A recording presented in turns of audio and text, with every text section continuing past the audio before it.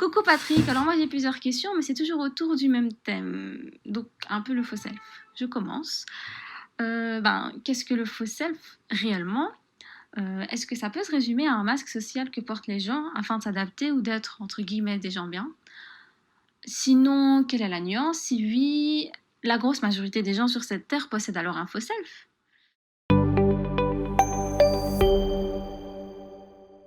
Hola, j'espère que vous allez bien. C'est Patrick pour la pépita du jour.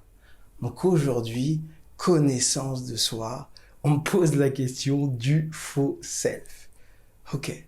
Le faux self, c'est une notion de psychologie qui a été entre autres traitée par Monsieur Donald Winnicott. En gros, le faux self, qu'est-ce que c'est? C'est vouloir être vu et perçu d'une manière différente que ce que l'on serait spontanément. C'est ça un faux self. Donc, un faux self, ça veut dire quoi? Ça veut dire que, eh bien, certaines fois, tu vas être, c'est pas mon histoire de type de personnalité. Non, le type de personnalité, c'est vraiment ce que tu as créé en toi de 0 à 8, 10 ans selon ton environnement. Le faux self, c'est un masque que tu vas porter, un masque différent que tu vas porter pour te prémunir de quelque chose. Ok? Donc, le faux self, je vais te donner un exemple, c'est tout simplement, tu viens de t'embrouiller avec ta copine ou ton copain, et puis après tu vas acheter du pain. Tu vois? Tu vas acheter du pain, ou alors tu vas au travail. Et toute la journée, tu vas avoir un masque. Comme ça, souriant. Voilà. Tac, tac, tac, tac, tac. Tu vois? Ça, c'est un faux self. Ou alors, tu vas être énervé par quelqu'un dans ton travail. Tu vas pas le supporter. Et là, tu vas mettre un masque. Comme ça. Non. Ça, c'est un faux self.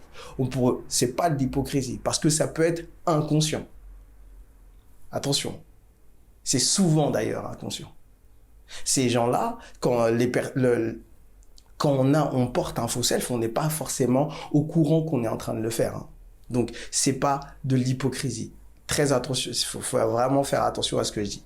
Donc, ça, c'est un faux self. Pour répondre à ta question, oui, tout le monde en a un. Et c'est pas grave. Maintenant, la différence, c'est l'intensité.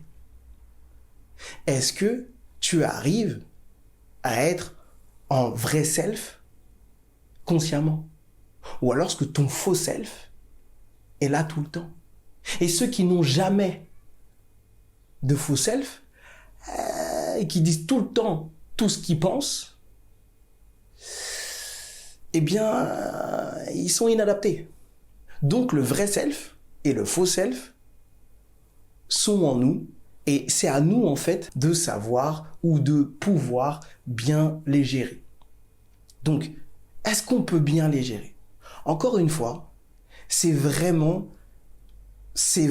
quelque chose pour lequel, eh bien, c'est lié à nos mécanismes inconscients. C'est lié à la perception que l'on a de nous-mêmes. C'est lié aussi au fait de se sentir en sécurité ou pas. Donc, et je pense que tout le monde va se reconnaître là-dedans. Lorsque vous êtes dans un environnement sécure, en général, vous êtes totalement vous-même.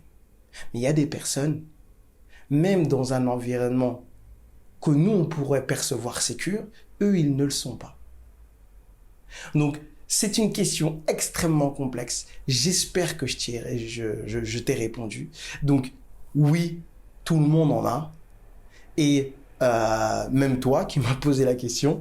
Et c'est pas grave. Maintenant, ce qui va compter, c'est l'intensité. D'accord? Si t'en as trop, c'est pas bon. Si t'en as pas assez, c'est pas bon.